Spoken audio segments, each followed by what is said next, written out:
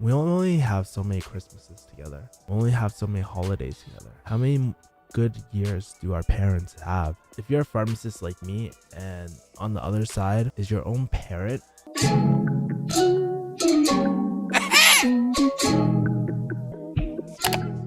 what up guys, it's your boy Kevin E the Farm D. Today, where to begin? The other day I found out that my dad had his first heart attack, and like in some ways I've always knew that this moment was coming.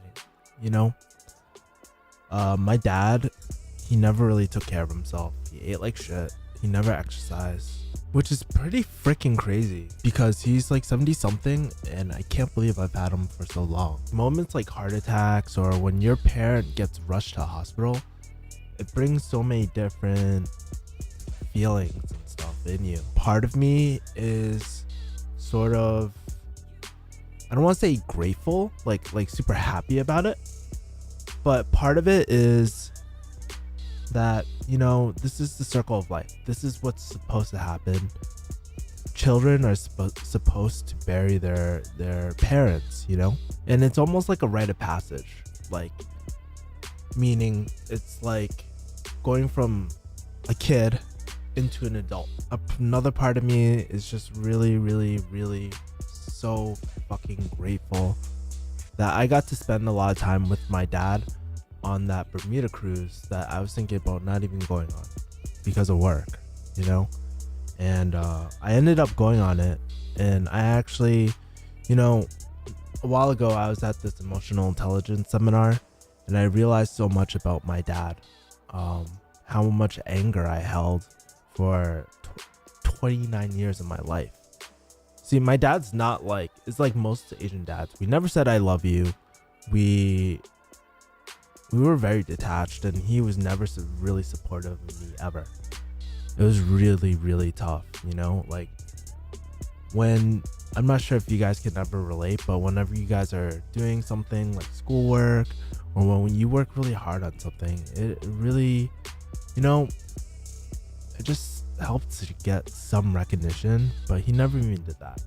Like even in high school for me, like I worked my ass off, tried to take 11 APs, which is a dumb idea by the way. Never once did he ever say he was proud of me. And he never even showed up to my high school graduation, right? So yeah, we would always fight like a lot. It was like really crazy, and I just felt like in that household, it was just so toxic. I like to compare him to Darth Vader. Do you remember that scene in Rogue One where Darth Vader just fucks up everything and fucks up people? He like flies people to the ceiling, fucking stabs that shit. That's what my dad was like for my childhood. He never supported me. I always wanted to do, like, I remember from an early age, I always wanted to do martial arts, but he would always talk like a hella smack about it. He's like, don't do it. Anything I wanted to do, he was always like very negative toward it, never supported me. And honestly, for a lot of my childhood, I just felt very alone, man. Like, yes, I had a little brother, he saw what I went through, but when you're the older brother or the older sibling, I think we can all relate to this. We always get the most shit, man. And it was tough. Like, I just felt like my dad, he always took like his anger out, he always took his anger out on me, and I don't think that was right. So I just held on to this story, this intense anger from my dad. I blamed him for so much, and it came out in weird ways, man. Like, one of the reasons why I have so much fear approaching girls is just because, or one of the reasons why I had so much fear approaching girls was that, honestly, when I approached girls, it just reminded me of how my dad thought of me.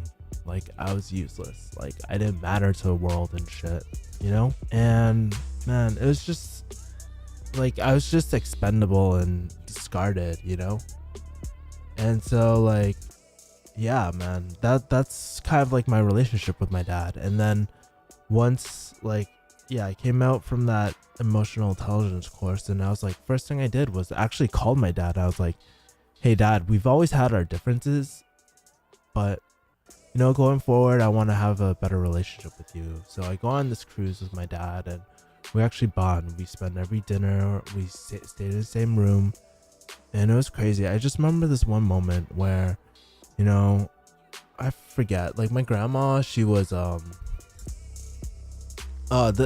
cruise was for my grandma's 80th birthday. So we were all there for my grandma's 80th birthday, and my grandma was like, I need to talk to you guys, and it's something serious. So what my grandma ends up doing is actually giving this whole kind of like, if I were to die today, this is what I want you to know type of speech. And it was it was very intense. I actually have it recorded, and a lot of my cousins, my brother, people were crying and stuff. And yeah, and then after that whole thing was done, all of us left, but me and my dad stayed back, and we were talking, and I was just saying, like, this reminds me of my other grandma, who also helped raise me back in the day. And like, the guilt I felt toward the end of her life.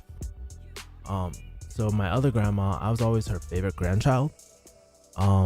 Not because like I was better or anything, but we spent a lot more time, more than any of her other grandchildren, and she practically raised me. I was raised like off McDonald's and all that stuff. But my grandma, like, she loved me so much, and it's kind of funny. Like, I know when I decided to move to California, that would probably be the last time I saw her as a healthy, sort of in her healthy state. And so as like, as she got older, I would come back, she'd be so happy, I would just see that, like, that twinkle in her eye, man. And then one day I came back and she didn't remember me, and I was like, fuck, man. I know it's kind of like selfish or kind of fucked up, but in my mind I was just like, damn, what's the point? Like, if she doesn't even remember me, like, what's the point of even coming back? And I just felt so much anger. I was like, dude, I don't even want to come back anymore. And I can't blame my grandma, because she like, honestly, it's part of getting old. Sometimes they forget, and I shouldn't have taken it so personally. But I started breaking down. I started crying, man. And I was just like, I feel so much guilt toward my grandma, because she shouldn't have been treated that way. I should have spent more time with her, and my dad stopped me right there. And I started breaking down at this point. And my dad was like, Kevin, like, I've known grandma for a really, really, really long time, longer than you've been alive. And I just want to let you know that she wasn't happy about you going to California, but she wanted you to do it because she knew that it would make your life that much better. Like, she just wanted you to be happy, and it's how mom and I feel toward you going to California. It's a necessary step of your life, and she wanted you to live your life. And I was like, man, I worked so hard and I went to California, but why do I always feel like such a failure? And then this is the part I'll always remember my dad for. He said,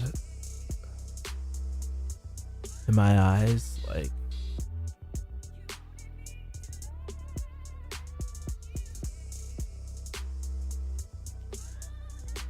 in my eyes, you're so successful, Kevin. You worked so hard to get your pharmacy degree. You worked so hard trying to build your own business. Anything you do, you're successful in my eyes. It doesn't matter what you do. And for the first time ever, I actually had recognition for something I did where somebody actually cared about me. Like my own dad finally gave a fuck about me, and he expressed it, you know. I got a lot of kind of resolve that day.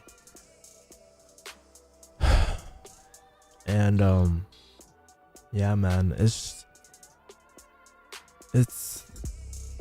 like, you know, in Return Jedi when Darth Vader throws Palpatine off the fucking cliff and you open his mask and you see Anakin again for the first time in Star Wars, right? That was like my dad, you know. I finally got to see my dad as a person. Yes, my dad's really weird. He talks about really awkward subjects. He's like, his hygiene is kind of he's the same person, you know, like, but I've learned to just accept him for who he is, you know. And I'm just really glad that, you know, I made the decision to make our relationship better when a lot of people don't, and they take that to the grave, you know. So one of the reasons why I wanted to shoot this video is because you never know when your parents are gonna leave you. And when if you're a pharmacist like me, and on the other side of the bed, counter, whatever, is your own parent, it changes you. It really does. It makes you appreciate your parents so much more. Yeah, man. It's pretty crazy how you can shift from hating someone so much to actual love, man. Unconditional love. You know, I just have to say also, like, I wanted to share it on my Instagram. Not for really other people, but for me to document. But the comments I got from so many people were so touching. I've gotten so many text messages and all that sort of stuff, and it feels great, you know. It feels great that so many people care about me, because sometimes in LA or when I'm creating content and stuff, like, I feel so lonely still, you know. And it's nice to know that I have so many people supporting me, behind me, you know, whether it's on screen like you guys or in my real life. Make sure to talk to your parents today, you know, if you can, if you want to. You always have that choice. You never, don't feel forced that you have to ever talk to your parents or anything like that, but just realize that we only have so many Christmases together. We only have so many holidays together. How many good years do our parents have? And if you're like me and you work really far from your parents and stuff like that, if you do spend time with them, make it valuable. Don't detach yourself. Don't always play with your phone and shit. Be present with them, you know, because sometimes in life we don't get a second chance. We don't get to redo life sometimes. And so yeah, those are just my thoughts, man. Today's video was kind of serious. Hopefully you guys really connected with it, because it really means a lot to me, this moment in my life, because I realized that transition into being sort of a kid into an adult, and that passing of the torch, man. So let me know, guys, in the comments, what's your relationship like? What's your relationship like with your parents? And I'll see you guys next time. Peace.